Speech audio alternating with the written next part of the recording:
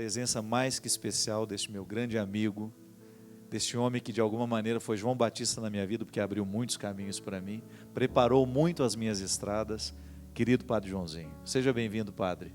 Obrigado, Fábio. Uma alegria numa quarta-feira de cinzas, né? Cinzas de conversão. Inclusive você está com a testa preta, né? Acabei de sair da celebração ali em Taubaté. Tem gente que vai estranhar que eu estava em Taubaté celebrando a missa 7h30, né? E agora já está aqui. Celebrei aqui também agora para os músicos que estão participando desse CD que eu estou gravando pela Canção Nova. Aliás, estou revelando pela primeira vez aqui. O pessoal perguntou, o que você está fazendo? CD Mariano. Quero agradecer desde já a sua participação. Muito feliz. Eliana Ribeiro participou também, a Vilma, e todo o pessoal da comunidade da Missão Sede Santos, do Padre Marlon, lá de Taubaté. Está ficando muito bonito. São 11 canções marianas de consagração. Por isso que o título vai ser Nas Mãos de Maria. Né? Amém, que beleza. Quem está nas mãos de Maria, com certeza, está no coração de Jesus. Padre, e a antropologia das cinzas? Pois é. Bonito o significado de hoje, né? Quando a gente coloca cinza, hoje, o missal diz que a gente pode dizer, converte-te e creia no Evangelho, ou então, tu és pó, e pó haverás de tornar-te. É uma palavra bíblica dura de a gente ouvir, né? Você é só pó, né? Você é terra, mas eu ouvi 21 gramas, né? Não tem aquele filme, né? Tem um filme que trabalha um pouco isso, do que a gente é vira, reduzido. Né? Uma caixinha de fósforo, de poeira, né? A gente é pó. Então, a quaresma é um tempo de resgatar essa poeira de humildade, primeira coisa. E humildade vem também de humus, né? Vem de terra, vem de estar grudado no planeta, nesta força da gravidade que nos dá tudo, mas que também pede tudo de volta. Para ela a terra deu e a terra leva de volta. Essa semana sepultamos o nosso irmão, né, o Padre Sidney, 37 anos, faleceu assim, na juventude, na força jovem do seu ministério, lá em Cuiabá, de meningite, e 37 padres estavam presentes, não é? 37 anos de vida, 37 padres, Expó. E aí quando você estava lá, né, quando estava plantando aquele jardim, o nosso cemitério no Convento Sagrado Coração de Jesus em Taubaté é praticamente um jardim. Então quando estávamos plantando aquele irmão na terra, né, e plantando grama em cima depois ali da mãe dele, aquilo no meu coração eu sentia assim, puxa, nós somos sementes, né? E o Padre Mariano, nosso provincial na missa, ele falou, olha, se alguém olhasse para uma rosa e não soubesse como é que ela acontece, não ia acreditar que de um ramo verde pode brotar uma flor tão diferente, não é? Mas a vocação da roseira é desabrochar uma rosa, e isso é o que acontece na morte quando a gente desabrocha para uma vida plena, para uma florada, né? Nós somos só sementes, somos pequenos brotos nessa história, então precisamos recuperar essa dimensão de humildade. A quaresma é um tempo de recuperar a humildade. E é engraçado, eu estava ouvindo você no primeiro bloco falando da importância de viver esse tempo como um retiro, né? São 40 dias que devem ser bem aproveitados, não são 40 dias quaisquer, são 40 dias de intensa cura. Esse ano a campanha da Fraternidade fala sobre saúde pública. Nós precisamos lutar pela cura dos nossos hospitais. Existem hospitais doentes no Brasil. Como é que vai tratar uma pessoa doente se o próprio hospital está doente? E não falo só de infecção hospitalar, também de investimentos, de tanta corrupção, claro, de tantos problemas que a campanha da Fraternidade vai tratar. Mas hoje, especificamente, na quarta-feira de cinzas, você estava falando daqueles remédios que existem para a gente curar as nossas relações. Nós temos uma relação com Deus, com o outro, comigo mesmo e até com o mundo, com as coisas. Vamos ficar na relação com Deus. Então o remédio para curar minha relação com Deus é a oração. Então, Jesus no Evangelho de hoje fala, olha, quando você rezar, não fique fazendo alarde. Sabe, Fábio, eu acho que às vezes a nossa espiritualidade, a nossa relação com Deus também está doente, né? Há muita histeria espiritual, né? Há muitas pessoas que gritam tanto para rezar, dá a impressão que Deus é surdo, não é? Eu acho que os excessos da vida moderna, padre, estão manifestados, todos eles, na vida mística, né? Às vezes a gente vê uma confusão mesmo, tida como algo religioso.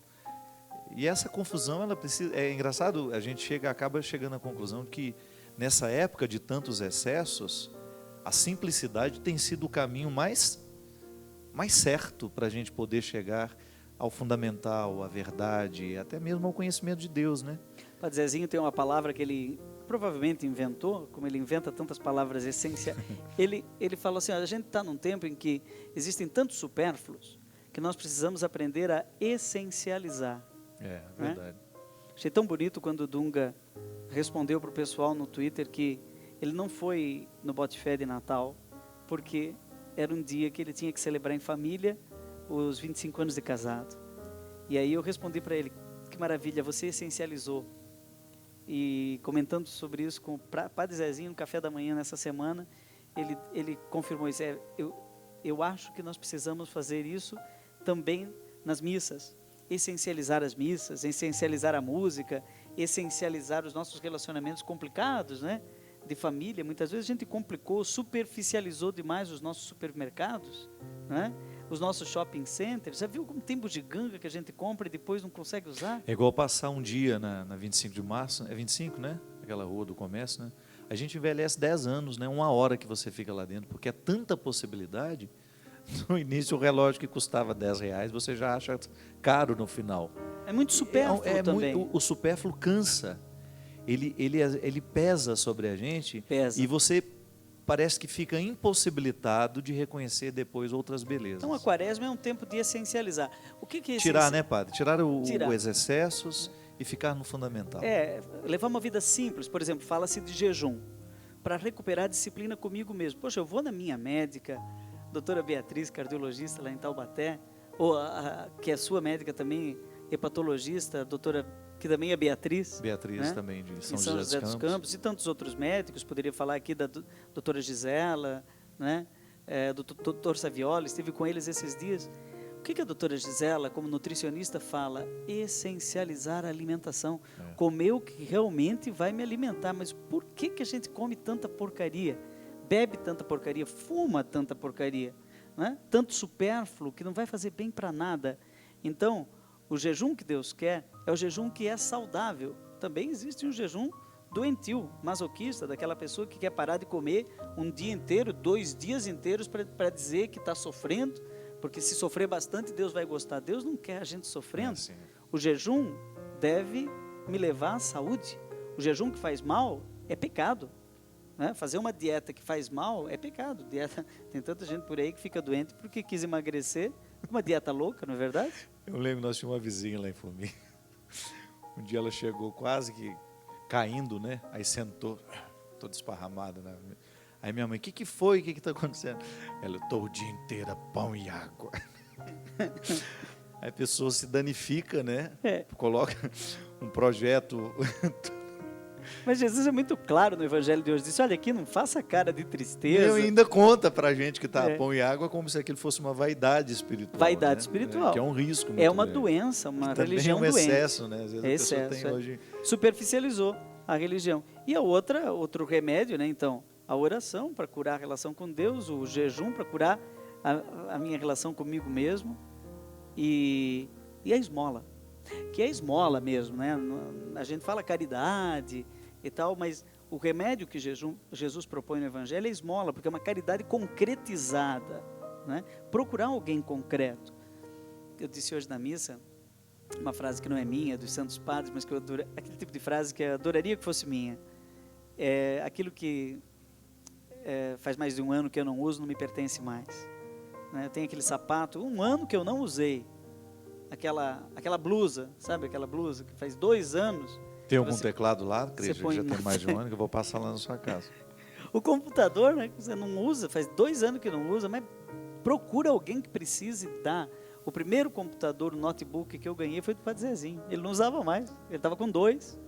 Ele me deu, ele pratica isso. O padre, hoje no Twitter, o Carlos, ele falou assim: Padre Fábio, gostaria muito que o senhor refletisse a respeito do texto de Mateus que fala, aquela passagem que diz que o que torna o homem impuro não é o que entra pela boca, mas o que sai pela boca. Uma referência que Jesus faz no momento que ele está com permitindo, né, que os discípulos comessem com as mãos sujas e depois ele é questionado. Ajuda a gente a refletir isso como essa possibilidade de viver a pureza em todas as dimensões da vida nessa passagem que Jesus fala. Eu acho que ela tem que ser lida de modo complementar com aquela outra passagem que diz: a boca fala do que o coração está cheio. Realmente, o que provoca maior mal no meio da humanidade não é o que entrou pela boca, mas aquilo que já saiu pela boca de alguém, né? Então, hoje a gente estava falando de essencializar e de supérfluos, como nós temos que ouvir bobagens cantadas. Você liga o rádio, né? Como você tem... Eu não consigo mais, Fábio, sabia? Não consigo ouvir rádio. Eu não escuto rádio há muito tempo, a não ser uma rádio que eu sei que tem uma notícias programação. E tal. Mas a primeira música vai bem, na segunda ela já me agride, né? Ela me agride, E aí você anda pela rua, né? Você é obrigado a ouvir coisas que já saíram de um coração pesado. Se liga a TV, certas novelas, é tanto grito, mas é tanto grito, que você vai sendo até contaminado por aquela referência grotesca. E há famílias em que realmente a única forma de relação é o grito. E o senhor tem razão quando fala que a palavra hoje tem um poder de contaminar muito grande. Talvez pelo fato de nós vivermos numa época onde a comunicação é muito fácil. Então, se diz muito facilmente as coisas, muitas vezes sem medir as consequências daquilo que está sendo dito. Muita coisa é infeliz, né? O Twitter mesmo. Eu, às vezes, vejo no Twitter tanta agressividade, palavra maldita, como outro dia um desses, porque os comediantes agora, o stand-up, né, essa coisa que ficou tão em voga, né? Às vezes são tão grosseiros para tentar alcançar o humor, né? Então estava lá fazendo um seguinte comentário: e aí, já pegou a sua AIDS hoje? Extremamente agressivo, né? Grotesco, brincando com uma realidade séria, perigosa, de saúde pública, banalizando questões que são importantes. Às vezes se faz todo um trabalho para conscientizar a respeito de um determinado tema e de repente vem na necessidade de fazer uma piadinha ou de ser engraçado, ele vem e banaliza aquele tema. E qual é o instrumental para a banalização? A palavra. A palavra é, hoje, um excesso em muitos casos, né? A palavra sou eu fora de mim, né? Sou eu que não me dou conta mais. A partir do momento que eu pronunciei, ela não me pertence mais, ela já entrou no ouvido do outro, no coração, e ela daí tira a paz, já pode tirar a paz, ou não, ela pode ser uma palavra bem dita, e é tão bom você ouvir uma palavra bem dita. Nós estamos nos bendizendo aqui, né? Você está dizendo coisas boas, e está me fazendo bem. Eu penso que estou dizendo coisas boas, estou fazendo bem para você. Talvez alguém, ao ouvir a gente falar, nos ouça com o ouvido viciado, né? Querendo fazer o que os hipócritas dos fariseus e mestres da lei faziam com Jesus, ficavam ouvindo para tentar pegá-lo em alguma palavra. Uma palavra. Né? E aí, o sujeito que está ouvindo a gente ali, já com a mão na internet, pensa assim: vou gravar esse programa no YouTube, novamente vou pegar o Padre Fábio e o Padre Joãozinho numa heresia qualquer, né? E aí ele corta um pedaço, ainda é maldoso, corta um pedaço do que a gente diz, né? Foi absolutamente o comum que qualquer padre diria numa quarta-feira de cinzas, é o que nós estamos dizendo aqui, nós não estamos dizendo nenhuma novidade, qualquer padre pregou sobre isso, o Papa pregou sobre isso, né? Os padres que eu conheço pregaram sobre isso, mas se alguém maldito, né, ouve a palavra bendita, ele tem que amaldiçoar a palavra, ele tem que perverter a palavra. E isso é diabólico, porque diabólico é aquilo que divide, né? Aquilo que cria confusão, e aí põe lá uma resposta na internet, banaliza, e fala palavras grosseiras também a esse respeito. E isso, não estou falando só com relação a nós, faz-se isso com outras pessoas. Na tentativa de combater um crime, comete-se um ainda maior, né? Muitas vezes a palavra está assim: eu quero defender aquilo que eu considero verdadeiro e ataco o outro de maneira... É a religião da cruel, intolerância. Totalmente contraditório, né? Talvez seria uma pessoa me disse, eu vou fazer jejum de palavras nessa quaresma. Mas é aí que eu queria chegar, padre. Você sabe que hoje, para mim, eu refleti muito isso ao longo do dia. Começou com uma brincadeira, alguém que falou para mim no Twitter, Padre Fábio, eu vou fazer jejum de não conversar com o senhor no Twitter. Sei lá, ela deve ter os motivos dela. E eu achei aquilo interessante porque me sugeriu muitas coisas. Eu também quero trabalhar em mim esse silêncio que eu acho que é tão salutar nos dias de hoje e que é tão ausente dentro da nossa espiritualidade. Nós estamos falando demais, nós estamos multiplicando demais a nossa fala e a gente esvazia quase que o significado daquilo que a gente quer dizer. Eu sou amigo da filha do Ferreira Goulart, Luciana Goulart. É uma mulher muito inteligente e de vez em quando ela me escreve. E aí, quando eu encontro com ela lá no Rio de Janeiro, eu a conheci através do Heriberto Leão, o ator que participou do meu DVD. E ela escreve muito bem. E eu, conversando com ela, falei assim, Luciana, você escreve muito bem, mas escreve pouco. Aí ela sorriu para mim e disse assim, é que eu tenho muito respeito pela palavra. Eu acho que uma palavra para ser escrita, eu preciso estar muito consciente de tudo aquilo que eu quero dizer com ela. E você sabe que eu acho isso cristão? Eu acho que essa cautela com a fala é uma maneira muito interessante de nós entendermos o significado do silêncio.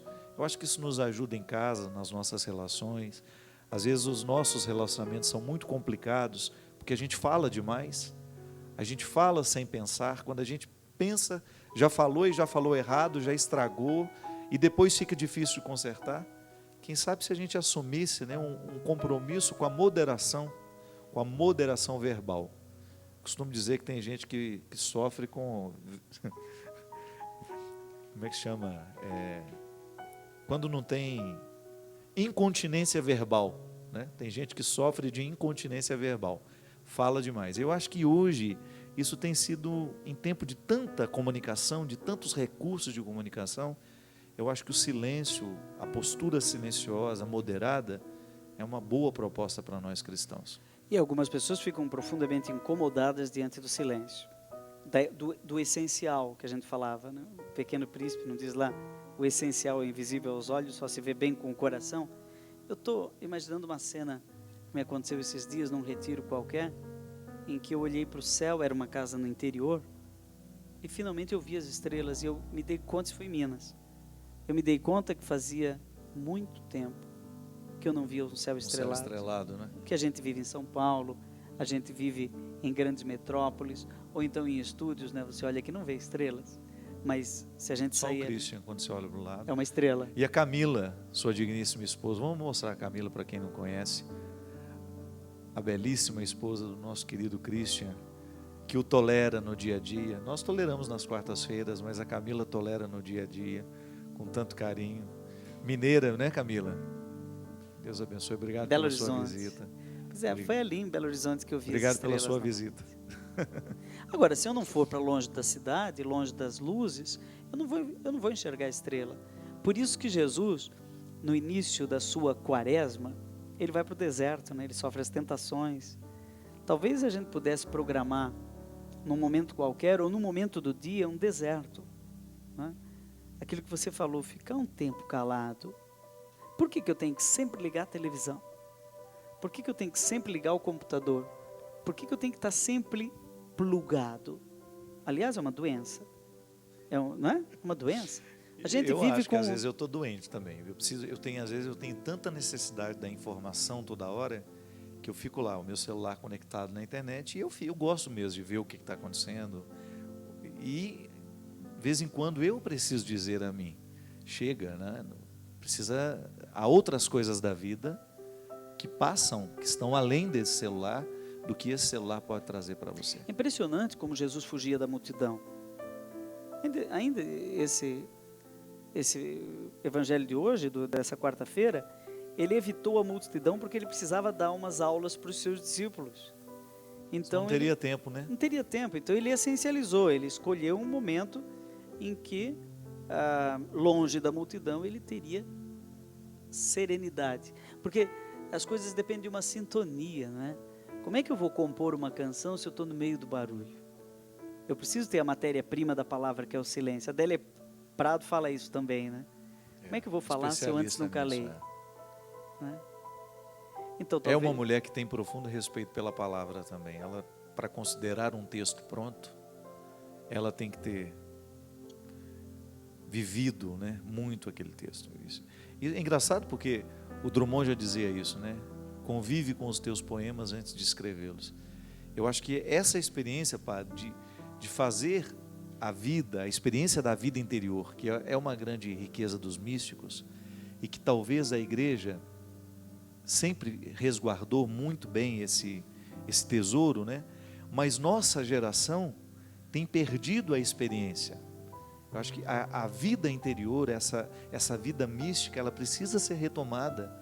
Os valores que motivaram esses homens e mulheres que fizeram profundas experiências de Deus precisam ser retomadas. E é engraçado como isso, eu estava assistindo o DVD semana passada da irmã Kelly Patrícia, que fala justamente sobre alma esponsal. E eu fiquei assim tão impactado, porque eu não conseguia entender de onde vinha a beleza daquele acontecimento que foi gravado lá no teatro, talvez em Fortaleza. Eu olhava para a irmã Kelly Patrícia naquele formato que a gente já sabe, uma freira com outras freiras com ela, uma banda maravilhosa, cantando músicas com letras extremamente elaboradas, medievais, com uma roupagem moderna, dentro de um cenário simples, sem ela se mexer, me deixando hipnotizado. A irmã Kelly Patrícia, se ela pisca os dois olhos ao mesmo tempo, a gente pode considerar que ela fez uma coreografia. É a coisinha mais bonitinha de ver no palco. O máximo que ela faz, ela vira a página da pasta. E eu fiquei intrigado. Falei, meu Deus do céu. E a gente correndo atrás de recursos, correndo atrás do melhor iluminador, correndo atrás do melhor cenário. Me vem a irmã Kelly Patrícia com aquele DVD despojado, mas ao mesmo tempo com bom gosto, e me dá uma lição de mística. Como é que se evangeliza com beleza e simplicidade. Aconteceu um episódio, eu acho que não vai ser indiscreto da minha parte contar, no Bote-Fé, lá de Natal, quando todos nós nos reunimos para entrar naquela canção do Padre Zezinho que ia acabar e encerrar, não é? No peito eu levo uma cruz. Nós estávamos muito felizes, não é? Porque estávamos nos encontrando, talvez pela única vez. Os incontráveis, né? Incontráveis. Padre Marcelo, Padre Os Robson, Padre Joãozinho, todos Padre se Fábio, encontrando. Padre Zezinho. Então, Rosa de Saron, irmã Kelly Patrícia estava num cantinho, de olho fechado. Eu pensei, por que ela está assim? Eu estranhei. Só depois eu me dei conta que lá na frente do palco, o Dom Eduardo estava fazendo uma oração. Então, aquelas 30 mil pessoas que estavam lá na frente estavam em silêncio. E nós, atrás, conversávamos. A gente nem percebia, né, que estava em oração. A única que percebeu foi ela. Ela e aquele pessoal da produção, que não tem nada de aparentemente cristão, que um sujeito chegou e disse assim, escuta, dá para vocês fazerem um pouco de silêncio? E todo mundo calou. Quer dizer, até a sensibilidade dele, que não é um homem orante, aparentemente orante, né, pediu silêncio para nós. E ela, porque vive do silêncio, independente do barulho que estava, ela não estava tirando ela foto. Ela sabe muito bem fazer. Ela fechou os olhos e no meio da algazarra ela entrou em clima. Bonito, né? Bonito demais. Obrigado, Padre. Obrigado por ter vindo. Esse programa é seu. Acabou? Acabamos. Nem doeu. Gente, reze pela gente. Agora vamos fazer o Fábio sofrendo lá dentro do estúdio e gravar uma participação no meu CD. Minha gente, muito obrigado pela oportunidade de começar essa quaresma aqui com vocês. Que essas cinzas de hoje possam preparar a nossa Páscoa. Que a passagem pelo deserto possa ser, para nós, uma experiência de crescimento, de oportunidade. Volto a dizer, o tempo litúrgico é uma oportunidade de diferenciar o mistério da salvação.